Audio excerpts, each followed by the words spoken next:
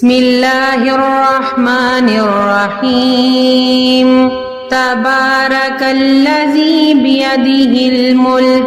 وهو على كل شيء قدير الذي خلق الموت والحياة ليبلوكم أيكم أحسن عملا وهو العزيز الغفور الذي خلق 7 سماوات طباقا ما ترى في خلق الرحمن من تفاوت فارجع البصر هل ترى من فطور ثم ارجع البصر كرتين ينقلب إليك البصر خاسئا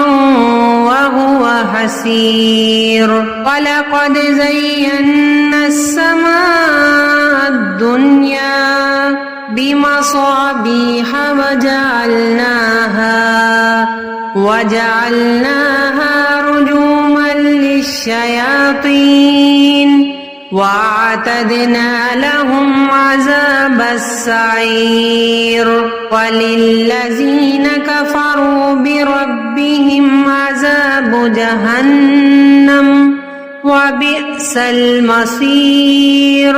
إذا ألقوا فيها سمعوا لها شهيقا وهي تفور تكاد تميز من الغيظ كلما ألقي فيها فوج سألهم خزنتها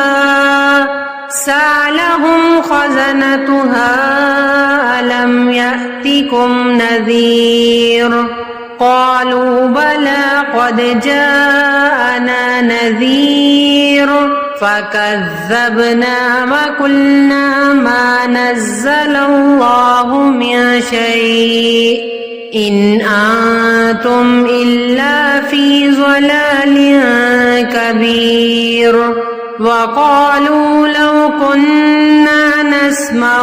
أو نعقل ما كنا في أصحاب السعير فاعترفوا بذنبهم فسحقا لأصحاب السعير إن الذين يخشون ربهم بالغيب لهم مغفرة وأجر كبير وأسروا قولكم أو اجهروا به إنه عليم بذات الصدور ألا يعلم من خلق وهو اللطيف الخبير هو الذي جعل لكم الأرض ذلولا فامشوا في مناكبها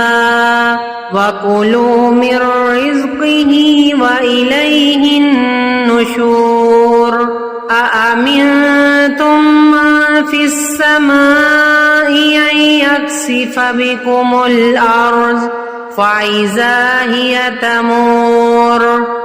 أم أمنتم من في السماء أن يرسل عليكم حاصبا فستعلمون كيف نذير ولقد كذب الذين من قبلهم فكيف كان نكير أولم يروا إلى الطير فوقهم صافات ويقبضن ما يمسكهن إلا الرحمن إنه بكل شيء بصير أمن هذا الذي هو جند لكم ينصركم من دون الرحمن إن الكافرون إلا في غرور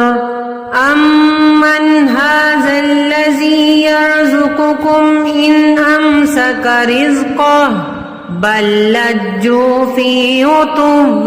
ونفور ونفور أفمن يمشي مكبا على وجهه أهدى أمن يمشي سويا على صراط مستقيم قل هو الذي أنشأكم وجعل لكم السمع والأبصار والأفئدة قليلا ما تشكرون قل هو الذي ذرأكم في الأرض وإليه تحشرون